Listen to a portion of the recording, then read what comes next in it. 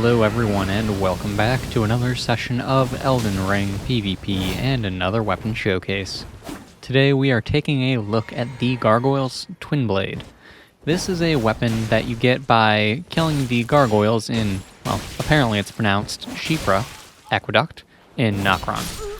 You get the weapon when both bosses are defeated. I'll have an image on screen showing their location. This weapon requires 18 strength and 15 dexterity to wield, and it weighs 8.5 units. By default, it has Spinning Slash as its skill, and at plus 25 with the heavy upgrade path, its base damage is 259, and it has an A scaling in strength. Overall, I really like this weapon. I hadn't used Twinblades very much in this game until I used this weapon in the Focused PvP video on it, and I think I'm going to use this one pretty regularly from this point forward.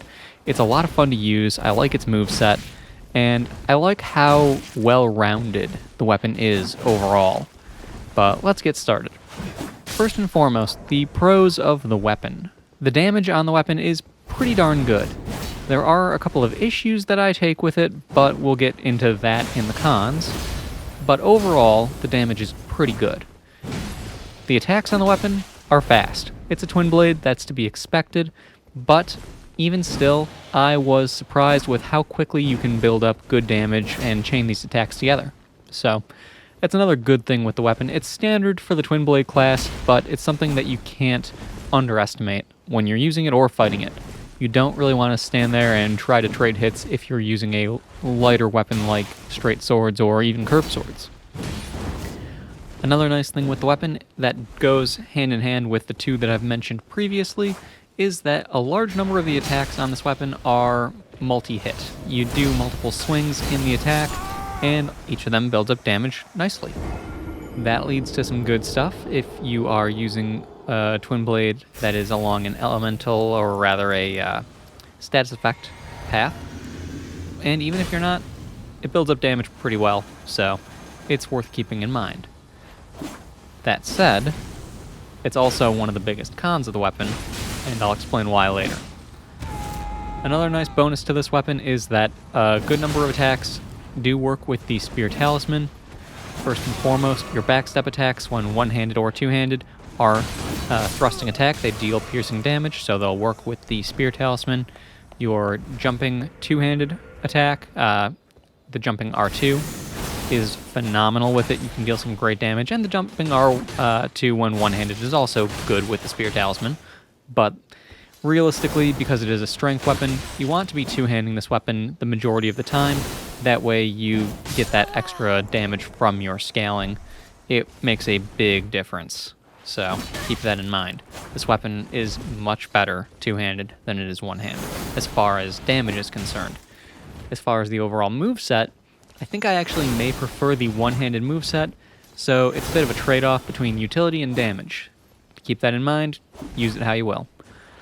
Overall, the moveset is great if someone is trying to circle around you, because it's got multi-hit attacks, because they spin so much.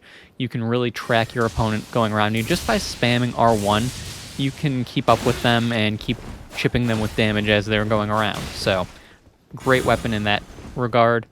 And as far as chasing people down with the weapon is concerned, it works much better one-handed for chasing people down because you've got that running thrust. Running thrust attacks in this game are phenomenal. They are really what you want when chasing an opponent down. But this also has a good running R2 when one-handed or two-handed, and that will lead you to be able to roll catch people phenomenally. So, again, a very dangerous weapon. And with those running attacks, I'm sure you guys have all seen it by this point, but running attacks, the range on them for most weapons is quite surprising. And with this one thing I like with the running two-handed R2 is that it also is a multi-hit and can build up significant damage. On that last person that I fought, you saw that I hit 700 damage with that running two-handed R2. So, phenomenal attack. Really great. That said, the cons of the weapon were... The biggest con of the weapon was really demonstrated by the fight with this guy. At the very beginning of the fight, I ran forward, did my attack, and he got a parry. And that's because multi-hit attacks are just, by nature, easier to parry. there's more opportunity for it. Especially if your opponent has poise to tank the first hit, they can just spam away at it, and unless you are careful with your attacks, you'll get yourself parried again and again. So that's really the big thing that you have to do with this weapon, and that is not rely on a single attack. Mix up your attacks. Go back and forth between one-handing and two-handing. Fully charge or slightly charge your R2s, or don't charge them at all. Mix it up. And that's a nice thing that this weapon can do. It's got so much variety in its moveset that it can really keep your opponent on their toes. Even though most attacks are multi-hit, it still has that ability to mix it up and keep them on their guard. So, play carefully with the weapon, don't spam, you'll get parried, and you'll learn a lesson.